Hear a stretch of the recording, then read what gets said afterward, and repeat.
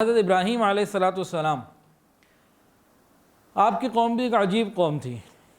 پہلے اپنے باپ کو سمجھایا، پورے دلائل دیے، باپ بات سمجھ گیا لیکن نہ مانا اور لڑائی جھگڑا کرنے لگا، کہنے لگا سنسار کر دوں گا، پتھروں سے بارش کر کے ختم کر دوں گا۔ ابراہیم علیہ السلام الگ ہو گئے۔ اس کا ابراہیم علیہ السلام نے قوم کو سمجھایا کہ یہ بت کسی کو نہ نفع دے سکتے نہ نقصان، اللہ تو وہ ہے جو زندہ بھی کرتا ہے، موت بھی دیتا ہے، کھلاتا ہے، پلاتا ہے، بیمار ہو جاتا ہوں شفا دیتا ہے، وہی ہدایت دیتا ہے، وہی راستے دکھاتا ہے، مر کے بھی اسی کے پاس جانا ہے۔ تو قوم ان دلائل کے سامنے بے بس ہو گئی، بات نہ کر سکی، لیکن ہٹ دھرمی کی وجہ سے ایمان نہ لائی۔ اس کے بعد انہوں نے مزید، وہ قوم بتوں کی بھی عبادت کرتی، ستاروں کو بھی کرتی، چاند کی بھی کرتی، سورج کی بھی کرتی۔ اب حضرت ابراہیم علیہ السلام نے ان کو سمجھانے کے لیے ان کو نہ مشاہدہ کروایا، ستارہ آیا اور چلا گیا، چاند آیا اور ڈوب گیا، سورج آیا اور غروب ہو گیا، سب ختم ہو گیا، تو انہوں نے یہ بھی ان کو مشاہدہ کرا دیا۔ قوم وہ ساری چیزیں دیکھ کر دلائل تو نہ دے سکی، خاموش ہو گئی، بات سمجھ لگ گئی ان کو کہ غلط ہم نہیں ہیں، ابراہیم علیہ السلام کی کسی بات کا ہمارے پاس صحیح جواب موجود نہیں، لیکن مانی پھر بھی نہ۔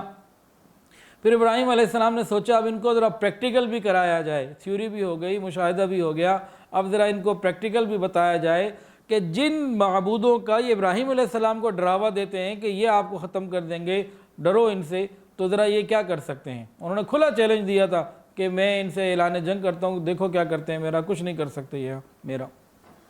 اب قوم گئی میلے پہ، پیچھے سے ابراہیم علیہ السلام نے کلہڑا اٹھایا، فَجَعَلَهُمْ جُذَاذًا إِلَّا كَبِيرًا، ساروں کو ٹکڑے ٹکڑے کر دیا ایک بڑے کے علاوہ، اور اس بڑے کے گردن کے اوپر جو کندھے کے اوپر وہ جو ہے نا وہ کلہاڑا لٹکا دیا۔ قوم آئی، اب پھر قوم سے بات چیت ہوئی، پھر انہوں نے قوم کو دلائل سے ثابت کر دیا۔ قرآن کے اندر آتا ہے، قوم کہتی ہے ثُمَّ نُكِسُوا عَلَىٰ رُؤُوسِهِمْ، ان کے سر جھک گئے اور کہنے لگے ابراہیم تم جانتے تو ہو، یہ بولتے تھوڑی ہیں کوئی۔ اب ابراہیم علیہ السلام نے اس موقع کو غنیمت جانا، پھر سمجھایا کہ دیکھو جو خود اپنی حفاظت نہیں کر سکتے تمہاری حفاظت کیا کرنے لگیں گے۔ بہرحال قوم یہاں پھر خاموش ہو گئی، جواب تو نہ دے سکی، لیکن وہی بات ہے کہ جھوٹے کے بعد جب دلائل نہیں ہوتے نا، وہ لڑنے پر آمادہ ہو جاتا ہے۔ اب یہ بات پھیلتی پھیلتی بادشاہ تک پہنچی۔ اس وقت کا جو بادشاہ تھا اس کا نام تھا نمرود، اور یہ بھی حضرت نوح علیہ السلام کی اولاد جو تھی۔ حضرت نوح علیہ السلام کی 3 اولادیں بہت مشہور ہیں، سام، حام اور یافس، تو یہ آپ کی اولادوں میں سے پھر آگے نسلوں میں سے یہ بادشاہ تھا۔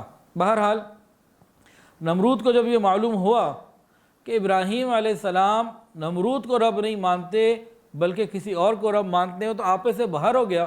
میں کہا یہ کون ہے جو میری سلطنت کے اندر نئی چیز لے کر آ گیا، کیونکہ اس کو اپنی بادشاہت بھی اور اپنی ربوبیت بھی، یعنی اپنا رب ہونا، دونوں خطرے میں لگنے لگا کہ بلاؤ ابراہیم علیہ السلام کو۔ ابراہیم علیہ السلام آ گئے اور نمرود کے دربار میں ابراہیم علیہ السلام پہنچے، پہلے باپ کو سمجھایا، پھر قوم کو سمجھایا مختلف انداز سے۔ اب جو بادشاہ، یہ لوگ نمرود کی عبادت کیا کرتے تھے، اب جو ان کا بادشاہ بھی تھا اور ان کے ذہن کے مطابق ان کا رب بھی تھا۔ ابراہیم علیہ السلام دربار میں ہے اور نمرود ان سے پوچھ رہا ہے کہ تم مجھے کیوں رب ماننے سے انکار کرتے ہو؟ ابراہیم علیہ السلام نے فرمایا کہ میں اللہ وحدہ لا شریک کو مانتا ہوں، اس کے سوا کسی کو نہیں مانتا، جس نے تمام کائنات کو پیدا کیا، تمہیں بھی پیدا کیا، تم بھی ایک مخلوق ہو، تو میں جب حق جانتا ہوں تو میں ایک مخلوق کو رب کیوں مان لوں؟ ابراہیم علیہ السلام نے جب یہ بات کہی تو آگے سے نمرود کہنے لگا اچھا میرے علاوہ اگر تیرا کوئی رب ہے تو اس کی کون سی صفت ہے، کیا کوالٹی ہے، کوئی بات تو بیان کر، کوئی ایسی بات، کوئی دلیل دو۔ ابراہیم علیہ السلام نے ارشاد فرمایا کہ وہ ذات ہے جو موت بھی دیتا ہے اور زندگی بھی دیتا ہے، موت و حیات، زندگی اور موت اس کے قبضے میں ہے۔ نمرود موٹی عقل والا تھا، کہنے لگا یہ تو میرے قبضے میں بھی ہے۔ اس نے 2 لوگوں کو بلایا، ایک وہ تھا جس کو سزائے موت کا فیصلہ جاری ہو چکا تھا، اس نے کہا بھئی اس کو آزاد کر دو، اور ایک بے گناہ آدمی تھا، اس کا کوئی قصور نہیں، کہا اس کو قتل کر دو، جلاد نے فوراً قتل کر دیا۔ تو نمرود کہنے لگا ابراہیم علیہ السلام کو دیکھو یہ کون سی بات ہوئی، یہ تو قدرت میرے پاس بھی ہے، جس کو چاہوں مار دوں، جس کو چاہوں چھوڑ دوں۔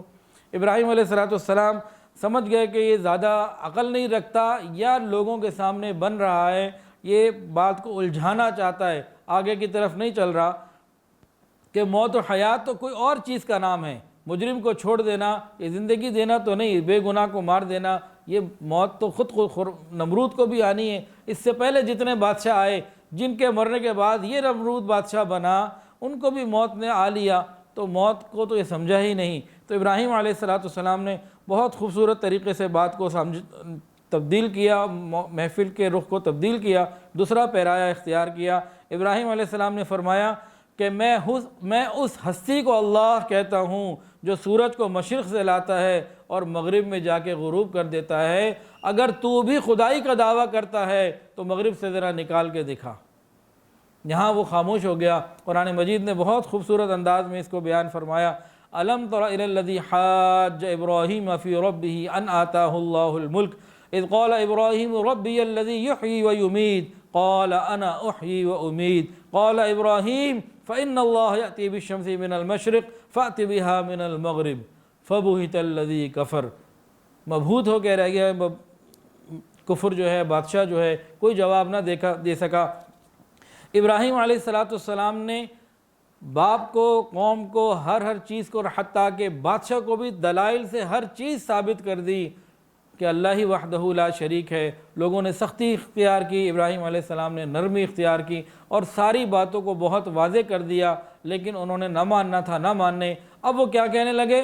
قالوا حرقوه وانصروا آلہتکم۔ قرآن کے اندر آتا ہے، کہنے لگے کہ ان کو آگ میں ڈال دو اور وانصروا آلہتکم، اور اپنے معبودوں کی مدد کرو۔ واہ تمہارے معبود جو بندوں کی مدد کے محتاج ہو، وانصروا آلہتکم، اپنے معبودوں کی مدد کرو۔ اب اس کام کے لیے پوری قوم اور ہر ایک تیار ہو گیا کہ ابراہیم علیہ السلام کو آگ میں جلانا ہے۔ پوری قوم نے ایک جگہ منتخب کی، ترکی کے اندر ایک شہر ہے عرفہ۔ مجھے الحمدللہ وہاں جانے کا موقع ملا اور وہ سارا مقام بھی دیکھا جہاں ابراہیم علیہ السلام کے لیے الاؤ جو ہے نا وہ جمع کیا گیا تھا، اور وہاں انہوں نے 2 جو ہے نا وہ لکڑی کے پلر بھی بنے ہوئے ہیں، جس کے بارے میں بتاتے ہیں کہ یہاں وہ جھولا بنایا گیا تھا جس کے اوپر ابراہیم علیہ السلام کو تھرو کیا گیا آگ کی طرف۔ آگ بھی اتنی زیادہ کہ ہر ایک نے آگ جمع کی، اور اوپر سے اڑنے والے پرندے آگ کی تپش میں نیچے آ جایا کرتے تھے۔ اتنی زیادہ آگ ہو گئی جتنی ان کو بھی سمجھ نہ تھی۔ پوری قوم، فوج، عوام، بادشاہ، غریب، امیر، سب نے مل کے جو ہے نا ایک ہی کام کیا کہ اللہ کے بندے کو جو ایک اللہ کی بات کرتا ہے اس کو جلا دو۔ اب ابراہیم علیہ السلام کو جلانے کے لیے پوری جو ہے نا مشینری آ گئی اور جناب پوری تیاریاں کر لیں۔ اب آگ اتنی زیادہ کہ ڈالنا مشکل، کہ قریب جا نہیں سکتے۔ اب ابراہیم علیہ السلام کو کہا جائے آپ خود چلے جائیں تو بھئی وہ کیسے جائیں؟ تو ان لوگوں نے، شیطان نے پھر انہیں مشورہ دیا، انہوں نے ایک جو ہے نا وہ جھولا بنائے، اس طرح کی چیز بنائی کہ جس میں ابراہیم علیہ السلام کو پھر انہوں نے آگ میں بھیج دیا۔ پوری قوم ایک طرف اور ابراہیم علیہ السلام کا دل دیکھیے، نہ ڈرے نہ گھبرائے۔ کوئی ان کے پاس سہارا نہ تھا عام دنیا کا، ایک سہارا تھا جو ہر چیز کے لیے کافی ہے، جو تمام سہاروں کا سہارا، ہر ایک کا سہارا اللہ رب العزت کے اوپر ان کو کامل بھروسہ تھا۔ ہر طرف سے ہٹ کٹ کے وہ تو اللہ کے لیے یکسو ہو چکے تھے۔ قوم نے جب فیصلہ کیا اور ان کو پھینکنے لگے، آگ کی طرف ڈالنے لگے، ادھر آسمانوں کے اوپر بھی کھلبلی مچی ہوئی تھی، جبرائیل بھی پریشان، آسمانوں کے آسمان کے فرشتے بھی پریشان، آج یہ زمین پر کیا ہو رہا ہے؟ حضرت جبرائیل علیہ السلام اللہ کے پاس حاضر ہوئے، یا اللہ کیا میں آپ کے خلیل کی مدد کروں؟ حضرت جبرائیل علیہ السلام نے پوچھا، یا اللہ کیا میں آپ کے خلیل کی مدد کروں؟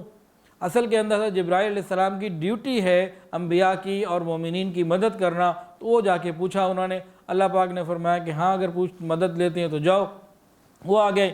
کتابوں میں اس طرح سے لکھا ہے کہ ابراہیم علیہ السلام ابھی ہوا میں تھے، اس جگہ سے آگ کے درمیان ہوا میں تھے۔ جبرائیل علیہ السلام یہاں پہ آ کے پوچھتے ہیں، اللہ کا حاجہ، کیا آپ کو میری کوئی حاجت ہے؟ کہنے لگے نہیں، مجھے تمہاری کوئی حاجت نہیں۔ لوگ کہتے ہیں شیر کا دل، شیر کا دل کیا ہوتا ہے؟ ابراہیم علیہ السلام کا دل دل ہے کہ ایسے موقع پہ بھی ایک جلیل القدر جو ہے فرشتہ آگے پوچھ رہا ہے، ان کو بھی انکار کر دیا کہ نہیں، میرا اللہ میرا حال جانتا ہے، اگر وہ مجھے جلانے پہ راضی ہے تو میں جلنے پہ راضی ہوں۔ یہ ہے مزاج ابراہیمی۔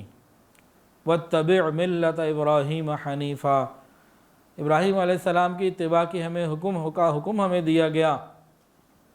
یہ ہے مزاج ابراہیمی، اللہ اگر جلانے پہ راضی تو ہم جلنے پہ راضی۔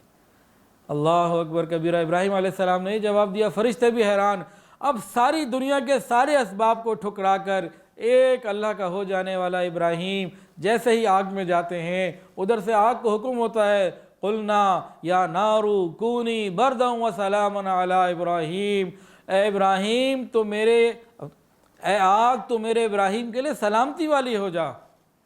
लफ्ज़ सलामती लगाया, सलामती वाला ना लगाते तो इतनी ठंडी हो जाती जैसे कुल्फ़ी जम जाए। सलामती का क्या मतलब समझने के लिए, जैसे एयर कंडीशन एनवायरनमेंट होता है, इतनी बड़ी आग को अल्लाह ने इब्राहिम अलैहिस्सलाम के लिए गोया के जैसे एयर कंडीशन एनवायरनमेंट बना दिया हो, और डायरेक्ट हुक्म दिया, किसी और चीज़ को आप बीच में अल्लाह नहीं लेकर आए, बारिश नहीं भेजी, फरिश्ता नहीं भेजा, डायरेक्ट आग को हुक्म दिया। बल्कि किताबों में ये लिखा है कि जिस वक्त अल्लाह का यह हुक्म आया तो मुतलक वो एक आग को हुक्म था, उसे पूरी दुनिया में जहाँ आग जल रही थी सारी ठंडी हो गई। और इब्राहिम अलैहिस्सलाम उस आग में चले गए और उस आग ने उनका बाल भी बिका नहीं किया। आग के अंदर जलाने की सिफ्त किसने रखी? अल्लाह ने रखी। लेकिन अल्लाह जब चाहते हैं, जिसके लिए चाहते हैं, ये सिफ्त भी शेक कर लेते हैं। तो अल्लाह ने आग की उस सिफ्त को ही ख़त्म कर दिया, उसने इब्राहिम अलैहिस्सलाम को न जलाया। आज भी हम दुनिया में चीज़ें बनाते हैं तो बाज़ चीज़ें होती हैं फायर प्रूफ, जैसे जहाज़ के अंदर एक ब्लैक बॉक्स होता है, पूरा जहाज़ भी तबाह हो जाए, जल जाए, वो नहीं जलता। तो बाज़ चीज़ें फायर प्रूफ होती हैं, वो क्या है? देखें, उसको केमिकल लगा के या बाद ऐसे तरीक़े से उसको बनाया जाता है कि आग अपना जलाने का असर रखने के बावजूद आग की अपनी सिफ्त बाकी रहती है, लेकिन उसके अंदर कुछ ऐसे मामलात हो जाते हैं कि वो उस पर असरअंदाज नहीं हो पाती। ये एक ऐसी चीज़ है, कोई भी आदमी उस फ़न को, उस इल्म को सीख के इख्तियार कर सकता है। लेकिन जो ये वाला मामला था, अल्लाह रब्बुल इज़्ज़त ने आग को हुक्म दिया कि तूने जलाना नहीं है। इब्राहिम अलैहिस्सलाम को कोई केमिकल नहीं लगाया गया, कोई ऐसे प्रिकॉशंस और कोई ऐसा लिबास नहीं दिया गया। उसी लिबास में जैसे अल्लाह ताला अपने महबूब को उसी कुर्ते और धोती में मेराज पे ले गए, कोई रॉकेट नहीं और कोई खलाई लिबास नहीं। तो अल्लाह ने आग को हुक्म दिया कि तू अपनी इस सिफ्त को जलाने की सिफ्त को ख़त्म कर दे। तो अल्लाह ताला ने अपनी कुदरत का इस तरीके से इजहार फरमाया। वीडियो के नीचे सब्सक्राइब के बटन पर क्लिक करें, बेल के आइकॉन पर क्लिक कीजिए ताकि हर नई वीडियो की नोटिफिकेशन आपको मिल जाए।